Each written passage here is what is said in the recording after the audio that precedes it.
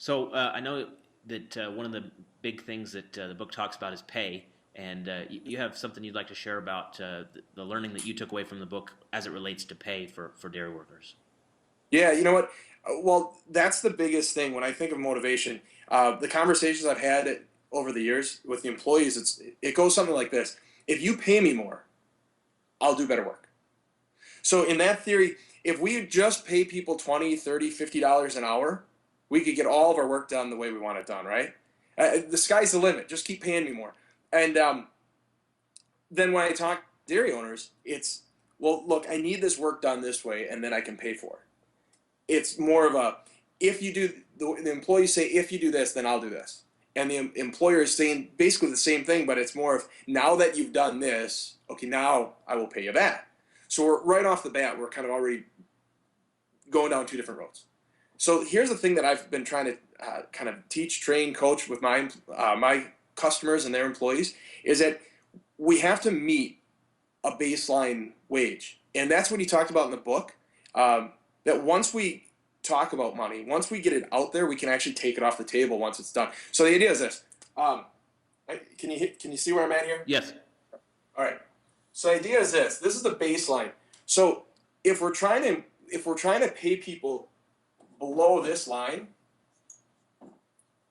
this is where there's no motivation because people are underpaid. It's basically whether this is under market pay or it's somewhere below what everybody expects from this job. This is where all the problems are. So you take this line. If you can pay people up to here, money's not as big of an issue. It's sort of like this. If you're really hungry, right? If you're really hungry, you haven't eaten for a day. Just getting fed gets to where you need to be, right? So above this line is kind of where the bonus stuff is. So how do I explain this? The idea is that if you're paying your employees below the baseline, money will always be an issue because they're not eating, they're not getting paid. They know that either they're not being paid for what they're doing because of somebody else who works somewhere else, or it just doesn't pay the bills. So at this point, money becomes less of an issue.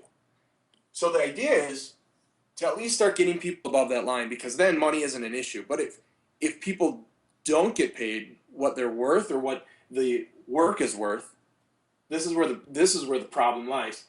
Once we enter this spot above the line, now people can focus on their work because they're not thinking about, hey, I'm really living paycheck to paycheck. I can't get my bills paid. This isn't even worth it. When you think of some of the jobs that people have to do at dairy farms or just any kind of labor jobs, they're not always the most desirable. So to do undesirable work below the baseline, it's just not worth it. And a lot of people feel that way. So it's more demotivating down at this part of the graph than it is even worth it. Or it's more demotivating here than it is motivating up top above the line. What suggestions do you have for dairy producers to help them know to feel out where their workers feel about, am I being paid fairly? Obviously, as you said, they may come back and say, oh yeah, if you pay me more, then I'll perform better. How do you figure out where your dairy's baseline pay is, or even just what dairy's baseline pay is in general? Sure.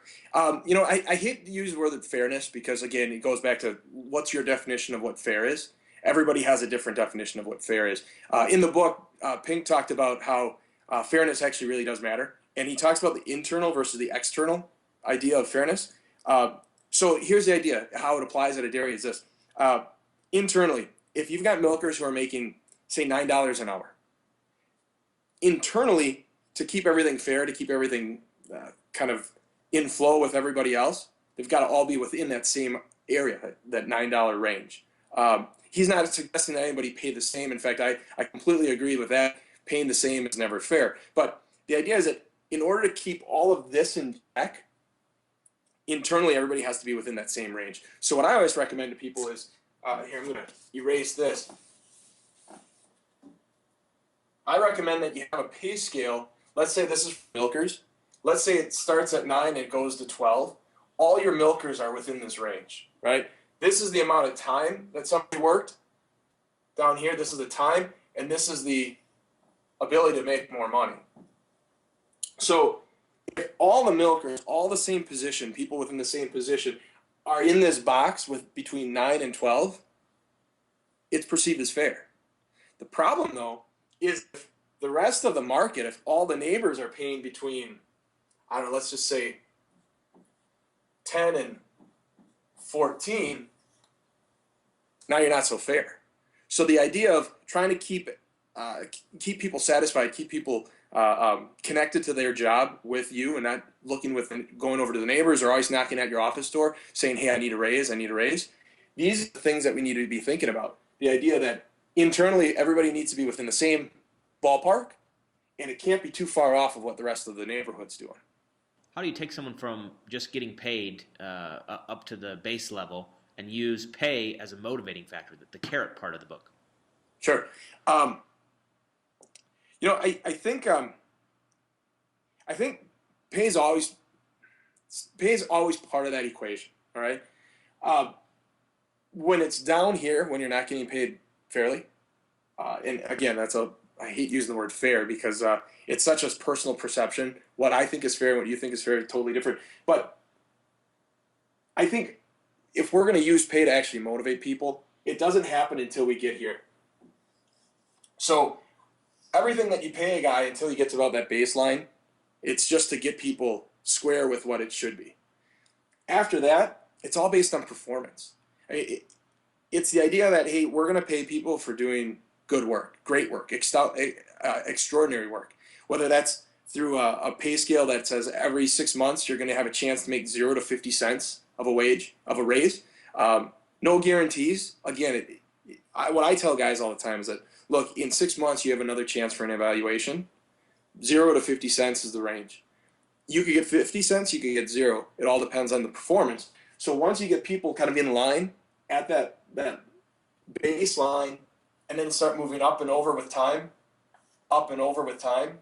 people start saying that, or seeing that their performance matters, and just the motivation of knowing that you're being rewarded, being recognized for good work. I think a lot of times people at the dairies that I've worked with in the past, they've kind of disconnected the whole pay and performance. Everybody knows that, hey, some guys are doing their work, some guys aren't, but a lot of times people do get paid all the same. And it disconnects the idea that the longer you work, the better you work. Those two things combined can actually make you more money. It's not just the longer you work. On top of that, I can argue bonuses, 4 milker bonuses, schematic cell count bonus, I can argue against them.